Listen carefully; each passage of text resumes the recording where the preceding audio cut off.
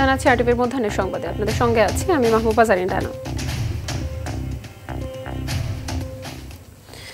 গাজীপুরের টঙ্গীর তুরাগ নদীর তীরে শুরু হচ্ছে ৫৮তম বিশ্ব ইজতেমার প্রথম পর্ব। ফজরের নামাজের পর আম বয়ানের মধ্যে দিয়ে শুরু হয় আনুষ্ঠানিকতা।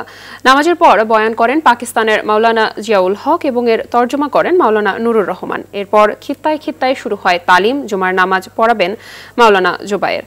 ইজতেমায় অংশ নিতে দেশ বিদেশের বিভিন্ন প্রান্ত থেকে মুসল্লিদের আগমনে ইজতেমা মাঠ এখন মুখর। বিভিন্ন দেশ থেকে কয়েক হাজার বিদেশিও অংশ নিচ্ছে। ইজতেমা ময়দান ছাড়াও আইনশৃঙ্খলা বাহিনীর সদস্যদের মোতায়েন করা হচ্ছে বিভিন্ন পয়েন্টে। আইনশৃঙ্খলা পরিস্থিতি নিয়ন্ত্রণে আছে বলে জানান গাজীপুর মেট্রোপলিটন পুলিশ কমিশনার।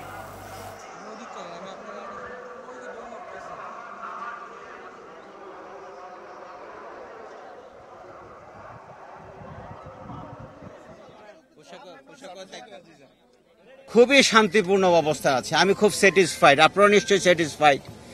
ইজতেমাতে কোনো যানজট নাই। ওপরে গাড়ি চলছে, দূরপাল্লার গাড়ি চলছে, নিচেও গাড়ি চলছে, মানুষ চলাফেরা করছে। যারা বিদেশি আসছে তাদেরকে দেখভাল করছি, তাদের নিরাপত্তা দিচ্ছি। তাদেরকে ইজতেমার যে ভলান্টিয়াররা তারাও বাড়তি নিরাপত্তা দিচ্ছে। দর্শক, এই মুহূর্তে বিশ্ব ইজতেমার মাঠে আছেন সহকর্মী সাকিবুর রহমান, সরাসরি যুক্ত হচ্ছেন তিনি। সাকিব, মুসল্লিদের উপস্থিতি ইজতেমা ময়দানে কেমন দেখতে পাচ্ছেন জানাবেন।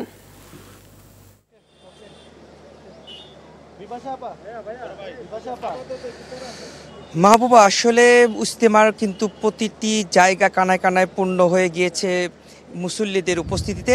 সকালবেলা আমবয়ানের মধ্য দিয়ে আজকের দিনের আনুষ্ঠানিকতা শুরু হয় এবং এরপরে কিন্তু খিত্তায় খিত্তায় যারা বিভিন্ন জেলা থেকে যে সকল জামাত এসেছে তারা তাদের মধ্যে আলোচনা করেছেন। ইসলামিক যে বিষয়গুলো রয়েছে হাদিস কোরআনের আলোকে তারা এখানে বয়ান করেছেন এবং এর পাশাপাশি এরপর থেকেই কিন্তু যেহেতু আজকে জুম্মার দিন ঢাকার আশপাশের যে মানুষ তারাও কিন্তু এখানে এসেছেন। বিশেষ করে ঢাকার জেলার মানুষগুলো, ঢাকা সিটি কর্পোরেশনের মানুষও কিন্তু এখানে আমরা অনেককে দেখেছি তারা শুধুমাত্র জুম্মার নামাজ আদায় করার জন্য তারা এসেছেন। আয়োজক যারা রয়েছে তারা বলছেন কম করে হলেও এখানে ২০ লক্ষাধিক মানুষ একসঙ্গে জুম্মার নামাজ আদায় করবেন। অনেক বড় একটি জামাত হবে এবং এই বড় জামাতে অংশগ্রহণ করার জন্য কিন্তু মূলত মানুষজন এখানে আসছেন। এছাড়াও কিছুক্ষণ আগে গাজীপুর মেট্রোপলিটন পুলিশ কমিশনার তিনি এসেছিলেন। তিনি এসে এখানে যে বিদেশি যারা রয়েছেন তাদের যে খিত্তাগুলো রয়েছে সেখানে তিনি পরিদর্শন করেছেন, তাদের সঙ্গে কথা বলেছেন, তাদের খোঁজ খবর নিয়েছেন। পরে আমাদের সঙ্গে যখন কথা বলেন তখন তার কাছে একটি বিষয় জানতে চাওয়ার ছিল, আইনশৃঙ্খলা পরিস্থিতি কেমন। তিনি বলেছেন যে আইনশৃঙ্খলা পরিস্থিতি বিগত বছরের থেকে অনেক ভালো আছে। এবার যেহেতু দুই পর্বে, প্রথম পর্বের ইজতেমায় কিন্তু দুই পর্বে হচ্ছে, সেক্ষেত্রে মানুষকে বিশেষ করে বিভিন্ন জেলাকে ভাগ করে দেওয়া হয়েছে যে এখন কতটি জেলা অংশগ্রহণ করতে পারবে, পরবর্তীতে কয়টি জেলা অংশগ্রহণ করতে পারবে, যার ফলে কিন্তু মানুষের উপস্থিতি আগের থেকে কিছুটা কম। বিশেষ করে রাস্তাগুলোতে কিন্তু রাস্তায় মানুষ বসে যায় বিভিন্ন ধরনের খিত্তা তৈরি করে, সেই জিনিসটি এখন নেই, যার ফলে মানুষের মধ্যে সুশৃঙ্খলভাবে তারা এই ইজতেমায় অংশগ্রহণ করতে পারছে বলে তিনি জানিয়েছেন। এবং কিছুক্ষণ পরে জুমার নামাজ শুরু হবে এবং জুমার নামাজের পরে কিন্তু এখানে দোয়া হবে এবং সেটারই প্রস্তুতি এখন চলছে। মাহবুবা, এই ছিল আমার কাছে এখন পর্যন্ত সর্বশেষ। ধন্যবাদ আপনাকে। তিতুমির কলেজকে বিশ্ববিদ্যালয় করে প্রজ্ঞাপন জারি দাবি সহ ৭ দফা বাস্তবায়নে টানা তৃতীয় দিনের মতো কলেজের সামনে অনশন করছে কলেজের শিক্ষার্থীরা। দাবি মানার ঘোষণা না দেয়া পর্যন্ত অনশন চালিয়ে যাওয়ার কথা জানায় তারা। তবে কলেজের সামনে সড়কের অবরোধ তুলে নিয়ে মূল ফটকের সামনে অবস্থান করছে তারা। স্বাভাবিক রয়েছে মহাখালী থেকে গুলশান লিংক রোডের যান চলাচল।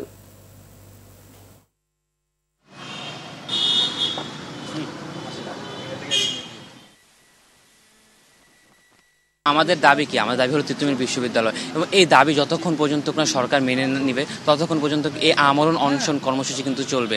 গভর্নমেন্ট যদি এভাবেই থাকে আমাদের হচ্ছে গিয়ে পরিকল্পনা চেঞ্জ হবে, আমাদের কর্মসূচি হচ্ছে গিয়ে বাড়তে থাকবে, বড় কর্মসূচির দিকে যাবে।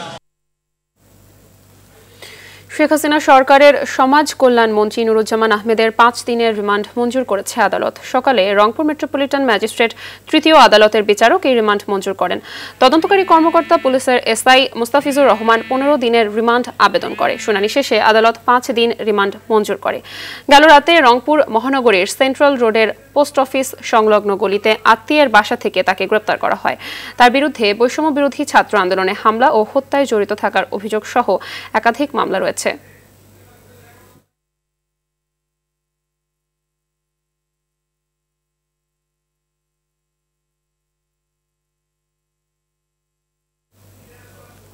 দর্শক, এই মুহূর্তে রংপুর থেকে সরাসরি যুক্ত হচ্ছেন সহকর্মী জাহাঙ্গীর আলম বাদল।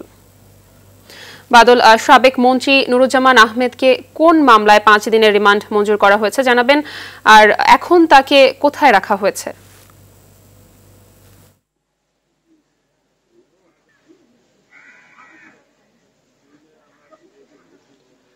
মাহবুবা, আমরা দেখেছি রংপুরে বৈষম্য বিরোধী ছাত্র আন্দোলনে মুন্না নামে একজন নিহত হয়েছিলেন। সেই ঘটনায় সাবেক সমাজ কল্যাণ প্রতিমন্ত্রী নুরুজ্জামানকে আসামি করে 128 জনের নাম উল্লেখ করে তার পিতা একটি বাদী হয়ে আদালতে মামলা করে, সেই মামলায় তাকে প্রধানত গ্রেপ্তার করা হয়েছে রংপুরে। আমরা দেখেছি যে সেই মামলায় আজকে সকালে তাকে আদালতে তোলা হয় এবং তোলা হলে সেখানে মেট্রোপলিটন ম্যাজিস্ট্রেট দেবী রানী তাকে 5 দিনের রিমান্ড মঞ্জুর করেন এবং আমরা দেখেছি যে আসলে তাকে বর্তমানে রাখা হয়েছে রংপুর কোতোয়ালি থানায়, মেট্রোপলিটন কোতোয়ালি থানায় তাকে রাখা হয়েছে এবং গত আগামী 5 দিন তাকে এখানে জিজ্ঞাসাবাদ এবং করা হবে বলে পুলিশ জানিয়েছেন আমাদেরকে। আমরা যেটি দেখেছি যে গতকাল রাতে রংপুর নগরীর আর সেন্ট্রাল রোডস্থ তার এক আত্মীয় বাড়ি থেকে পুলিশ অভিযান চালিয়ে তাকে গ্রেপ্তার করা হয়। তারপরে ওখান থেকে তাকে কিন্তু হাসপাতালে নিয়ে যাওয়া হয় তার শারীরিক পরীক্ষা নিরীক্ষা করার জন্য এবং সেখান থেকে বের হওয়ার পরে তাকে কিন্তু কোতোয়ালি থানা নিয়ে আসা হয়। তো সেখান থেকে কিন্তু আজকে আদালতে তোলা হয় এবং ইতিমধ্যে আমরা দেখেছি যে আসলে এই রংপুরে যে বৈষম্য বিরোধী ছাত্র আন্দোলনে যারা নিহত হয়েছেন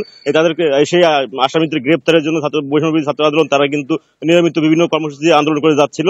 এর ধারাবাহিকতায় সমাজ কল্যাণ মন্ত্রী তিনি কিন্তু গ্রেপ্তার হয়েছেন এবং তিনি লালমনিরহাট 2 আসনের এমপি এবং ক্ষমতাচ্যুত আওয়ামী লীগ সরকারের তিনি কিন্তু একজন ভালো ক্ষমতাধর নেতা ছিলেন এবং তার ছেলে এবং তার ভাই ইতিমধ্যে কিন্তু এই মামলার আসামি হয়েছেন। ইতিমধ্যে আমরা দেখেছি যে নিষিদ্ধ ঘোষিত সংগঠন ছাত্রলীগের এক নেতাকে গত কয়েকদিন আগে এই মামলায় গ্রেপ্তার করেছে পুলিশ এবং পুলিশ তারা বলছেন যে তাদের অভিযান অব্যাহত রয়েছেন এবং বৈষম্যবিরোধী ছাত্র আন্দোলনের নেতারা বলছেন যে আসলে এই রংপুরে যারা নিহত হয়েছেন প্রত্যেকদিন আসামিদের গ্রেপ্তার দাবি জানিয়েছেন এবং তারা যদি এই আসামিদের গ্রেপ্তার না করে তাহলে হয়তো তারা বৃহত্তর আন্দোলনের ডাক দেবে।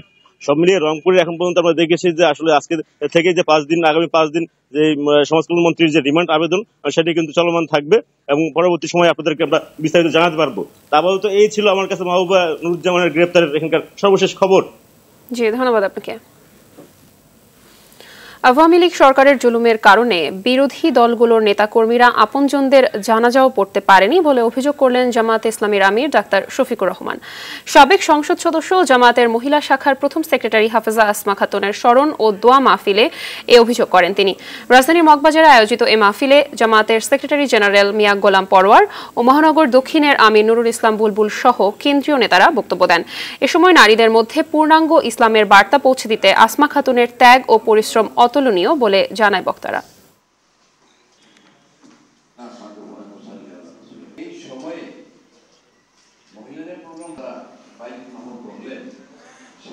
ঠিকই যে যুগে তিনি হাল ধরেছিলেন প্রিয় সংগঠনের, সেই যুগে হাল ধরার মতো মানুষ তিনিই ছিলেন। মানুষ খুব অল্প, 11 জন কেন্দ্রীয় সদস্য নিয়ে তার যাত্রা শুরু হয়েছিল। আর সারা দেশে সব মিলিয়ে 500 ছিলেন কিনা মহিলাদের রোকন আল্লাহ ভালো জানে।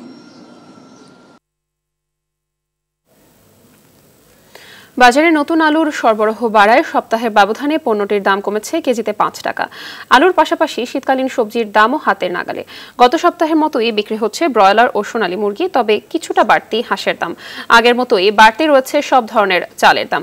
পেঁয়াজের দাম পাইকারিতে বেড়েছে 2 থেকে 3 টাকা। এতে বিপাকে পড়েছে মধ্যবিত্ত ও খেটে খাওয়া মানুষেরা। দাম বাড়ার কারণ হিসেবে ব্যবসায়ীদের খোঁড়া যুক্তি মানতে নারাজ ক্রেতারা, বলছেন বাজার তদারকি বাড়ানোর কথা।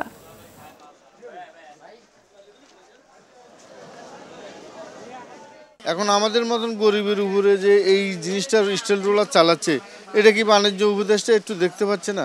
2বার চাল আমদানি করছে, একবার ভারত থেকে, একবার যায় পাকিস্তান থেকে। তারপর দাম কমতেছে। চালের যদি দাম বৃদ্ধি হয় মানুষের সমস্যাটা বেশি হয়।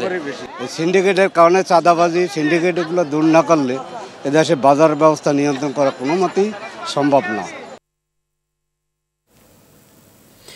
দর্শক, এই মুহূর্তে বরিশাল থেকে সরাসরি যুক্ত হচ্ছেন সহকর্মী আরিফুল ইসলাম। আরিফ, সাপ্তাহিক ছুটির দিনে নিত্যপণ্যের দাম কেমন দেখতে পাচ্ছেন জানাবেন?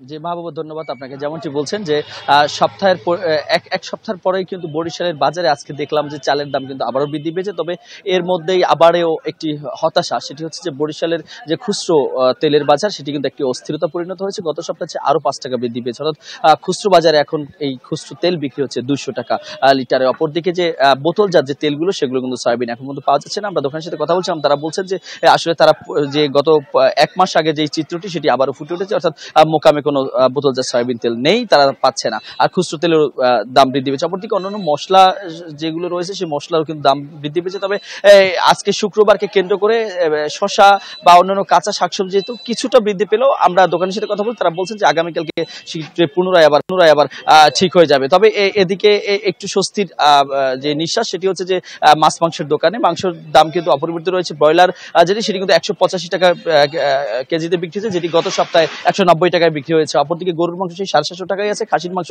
1100 টাকা। তবে এই যে মুদির যে দোকানটিতে সেটি কিন্তু এখন পর্যন্ত হতাশা কাটিয়ে উঠতে পারেনি। আমরা ইতিমধ্যে কথা বলছিলাম ভোক্তা সংক্রান্ত দপ্তর এবং বরিশাল জেলা পরিষদের, তারাও বলছেন যে আসলে বাজার মনিটরিং চলছে। তবে দোকানিরা বলছেন যে পর্যন্ত কেন্দ্রীয়ভাবে সুষ্ঠু সমাধান করা না হবে সে পর্যন্ত এর কোনো সমাধানের সংবাদ পাওয়া যাবে না। বিশেষ করে চালের বাজার কিন্তু একদমই অস্থিরতা। এখন মানে সময়ের দাবি সেটা হচ্ছে চাল এবং তেল, এই দুটোর দাম খুব দ্রুত সময়ের মধ্যে যদি নিয়ন্ত্রণ করা না যায় তাহলে আসলে সারা দেশের নয় বরিশালের মানুষও একটি অস্থিরতা বিরাজ করবে, যেহেতু সামনেই রমজান। মাহবুবা, এই ছিল বরিশাল থেকে বাজার পরিস্থিতি। ধন্যবাদ আপনাকে। খেলার খবর, ক্রিকেট। বাংলাদেশ প্রিমিয়ার লিগ ক্রিকেটে আজ একদিনের বিরতি। চলতি আসরে 40 ম্যাচ শেষে প্লে অফ নিশ্চিত করেছে 3 দল। 18 পয়েন্ট নিয়ে শীর্ষে ফরচুন বরিশাল, 2-এ থাকা রংপুর রাইডার্সের পয়েন্ট 16। এদিকে গতকাল সিলেট স্ট্রাইকার্সকে হারিয়ে 14 পয়েন্ট নিয়ে সেরা 4 নিশ্চিত করেছে চিটাগং কিংস। আগামীকাল দিনের দ্বিতীয় ম্যাচে দলটির প্রতিপক্ষ বরিশাল। ম্যাচটিতে জয় পেলে সুযোগ থাকবে 2-এ থেকে কোয়ালিফায়ার খেলার। মিরপুর শেরেবাংলা ক্রিকেট স্টেডিয়ামে ম্যাচ শুরু সন্ধ্যা 6:30টায়। এদিকে সেরা 4 নিশ্চিত করতে দিনের প্রথম ম্যাচে ঢাকা ক্যাপিটালসের মুখোমুখি হবে খুলনা টাইগার্স। 10 পয়েন্ট নিয়ে মিরাজের দলের অবস্থান 5-এ। এই ম্যাচে জয় পেলেই রান রেটের ব্যবধানে রাজশাহীকে পেছনে ফেলে এলিমিনেটর খেলবে খুলনা। মিরপুরে ম্যাচটি শুরু হবে দুপুর 1:30টায়। ফুটবল। বাংলাদেশ জাতীয় নারী ফুটবল দলের দাবি পর্যালোচনায় 7 সদস্যের কমিটি গঠন করেছে বাংলাদেশ ফুটবল ফেডারেশন। বৃহস্পতিবার বাফুফে ভবনের সামনে কোচ পিটার বাটলারকে সরানোর দাবি জানান সাবিনা সঞ্জিদারা। এ সময় দাবি না মানলে ক্যাম্প ছাড়ার হুঁশিয়ারি দেন জাতীয় নারী ফুটবল দলের 18 জন ফুটবলার। এর আগে বুধবার কোচের বিরুদ্ধে বিস্তর অভিযোগে ফেডারেশন অভিযোগপত্র জমা দিয়েছিলেন সাফ চ্যাম্পিয়নরা। সেই চিঠির প্রেক্ষিতে বৃহস্পতিবার রাতে ইমার্জেন্সি ভার্চুয়াল সভা ডাকেন বাফুফে সভাপতি তাবিত আউয়াল। সভার সিদ্ধান্ত অনুযায়ী মেয়েদের দাবির যৌক্তিকতা পর্যালোচনা করবে গঠিত কমিটি। এই সংবাদ এ পর্যন্তই। দুপুরের সংবাদ 2:45টায় দেখার আমন্ত্রণ রইল। ধন্যবাদ সবাইকে।